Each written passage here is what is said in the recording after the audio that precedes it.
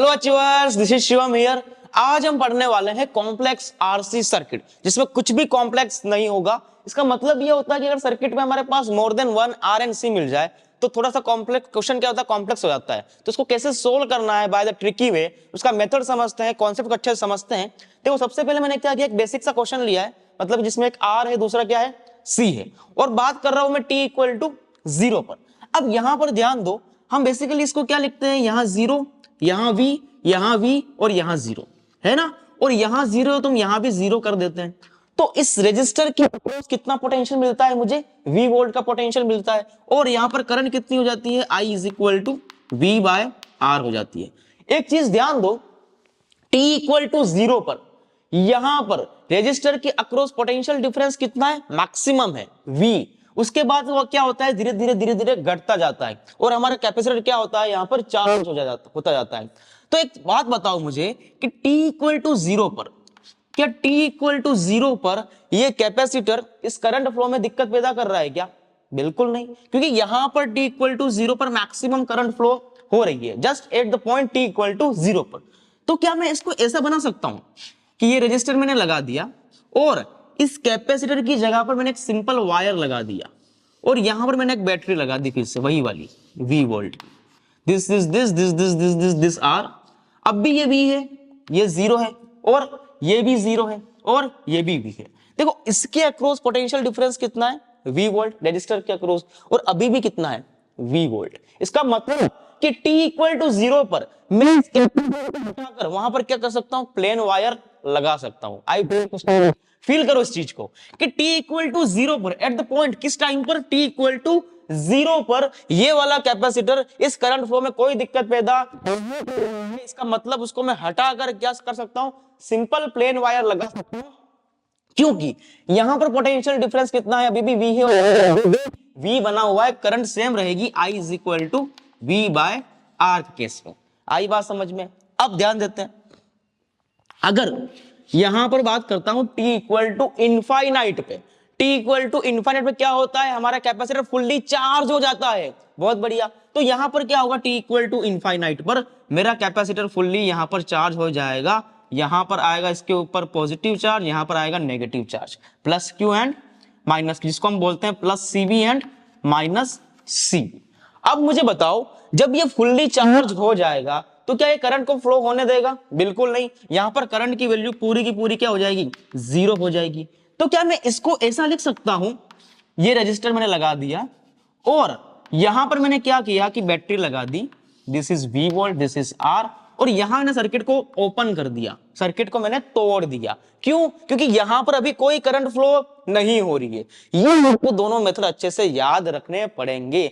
तो देखो क्वेश्चन कितनी आसानी से कॉम्प्लेक्स वाले क्वेश्चन सोल्व होना शुरू हो जाएंगे। Simple T equal to zero पर कॉन्सेप्ट समझ में आ रहा है कि हम इसको एक प्लेन वायर बना सकते हैं, और T इक्वल टू इनफाइनाइट पर हम सर्किट को तोड़ सकते हैं। ये बेसिक सा कॉन्सेप्ट है। अब हम क्वेश्चन इसका ट्राई करके देखते हैं। हमें यहाँ पर एक क्वेश्चन गिवन है, बहुत ही प्यारा सा क्वेश्चन है, जिसमें देखो यहां पर एक C लगा हुआ है, यहां पर R तीन R लगे हुए हैं, और यहां पर V वोल्ट की बैटरी लगी हुई है।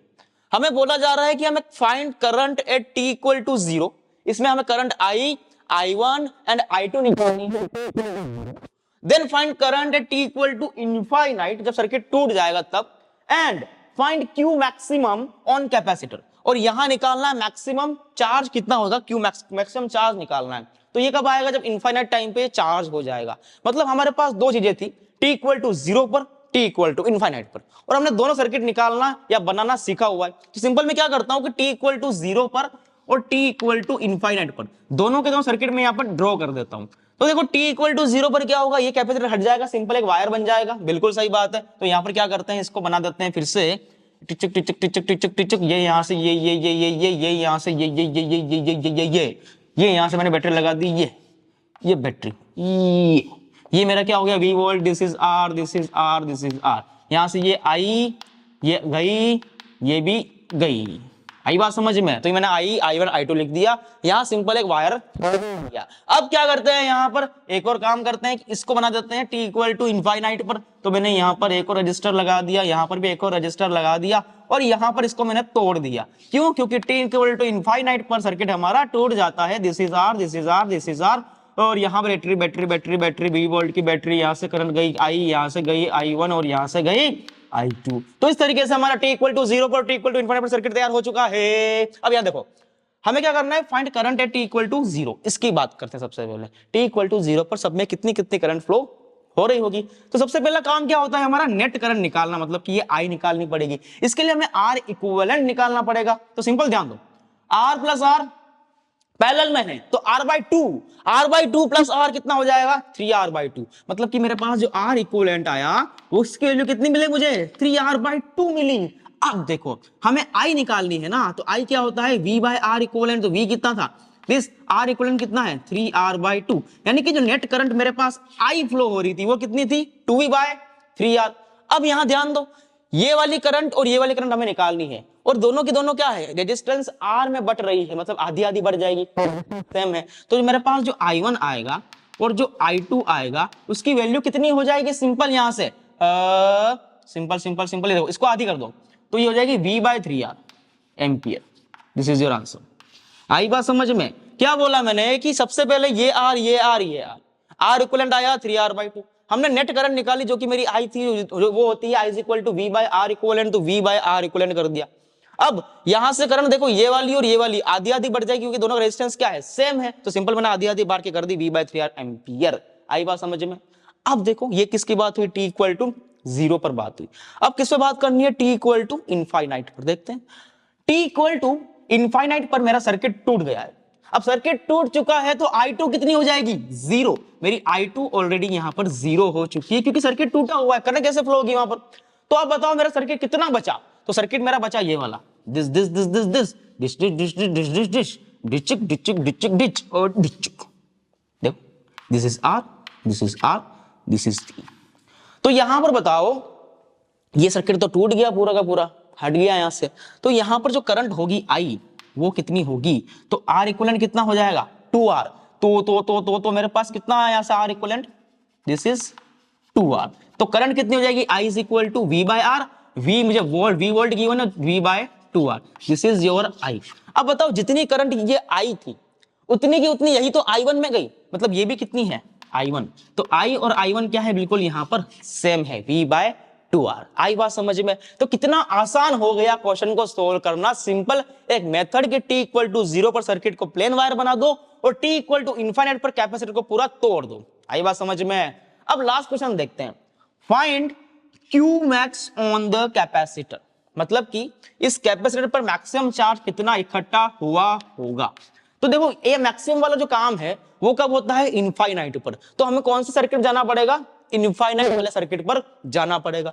अब यहां पर देखो ये मेरा सर्किट टूट चुका है इस टाइम पर, है ना। तो इस सर्किट पर ध्यान दो कि ये सर्किट मेरा कैसा बना था, ऐसा बना था।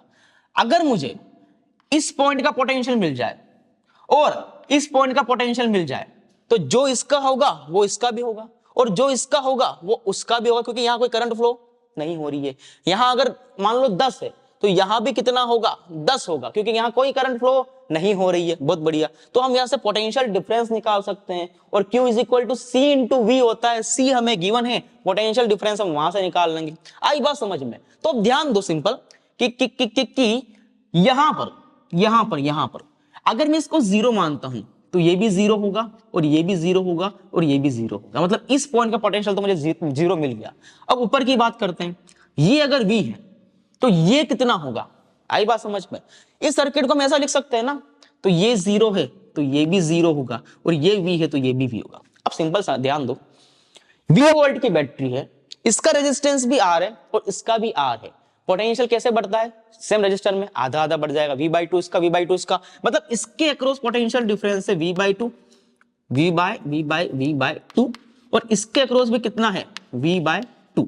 अब क्रॉस पोटेंशियल V/2 है, अगर नीचे वाले पॉइंट पर 0 है तो ऊपर वाले पर कितना होगा V/2, तब 0 कितना होगा V/2। आई बात समझ में? इसका मतलब इस पॉइंट का पोटेंशियल कितना है V/2, सॉरी V/2। तो ये V/2 है तो ये भी कितना हो जाएगा V/2, क्योंकि कोई करंट फ्लो नहीं हो रही है। इसका मतलब यहां पर जो कैपेसिटर के ऊपर पोटेंशियल डिफरेंस है वो कितना है V/2 है। तो Q मैक्स कैसे निकालोगे, क्यू मैक्स इक्वल टू होता है सी इंटू वी। सी मुझे गिवन है और वी मेरा कितना है v/2। This is your Q maximum. Simple की बात हो गई, यहां से क्यू मैक्सिमम निकल के आ गया। क्या किया हमने कि उस कैपेसिटर के अक्रॉस पोटेंशियल डिफरेंस निकाल दिया, जो कि आपने बेसिक पहले से सीखा हुआ है करंट इलेक्ट्रिसिटी में। ये बेसिक लगाया, मुझे क्या मिल गया यहां से क्यू मैक्स मिल गया CV/2। तो आई होप कि आपके क्वेश्चन समझ में आया होगा। बेसिक सा क्वेश्चन था, कुछ भी नहीं था इसके अंदर। सबसे पहले क्या करना था फिर से देख लेते हैं एक बार कि टी सर्किट बना दो जिसमें वायर को, इसमें कैपेसिटर को सिंपल है प्लेन वायर बना दो और टी इक्वल टू इनफाइनाइट पर इसको तोड़ दो।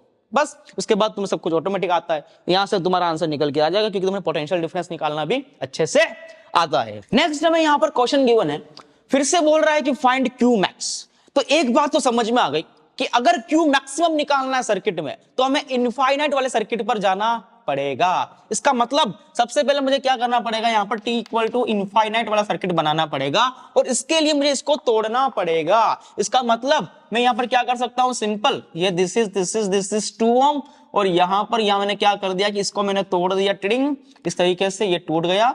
और यहां पर मैंने एक और रजिस्टर लगा दिया जो लगा हुआ ऑलरेडी है 1 ओम का, और यहां मैंने बैटरी लगा दी मेरी 12 वोल्ट की। तो यहां से क्या बन के आया 1 ओम, 2 ओम एंड 2 ओम, 1 ओम, एक और यार रह गया 3 ओम। ये बेचारा मर गया, मेरे को बोल रहा है मेरे को क्यों लेके नहीं गए तुम।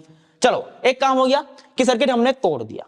अब ध्यान दो, अब जब सर्किट टूट चुका है तो यहां तो कोई करंट फ्लो नहीं होगी। इसका मतलब इसको हम क्या कर सकते हैं, हटा सकते हैं। इसको हम क्या कर सकते हैं, हटा सकते हैं। देखो ये बार बार करने की जरूरत नहीं है, बट अभी स्टार्टिंग स्टेज है तो तुम्हें करके देखना पड़ेगा, कंफ्यूजन ना हो, इसीलिए तो कर लेते हैं इसको, सिंपल है ना। तो बाकी तो तुम डेली प्रैक्टिस करो, सीख जाओगे ऑटोमेटिक इसको करना।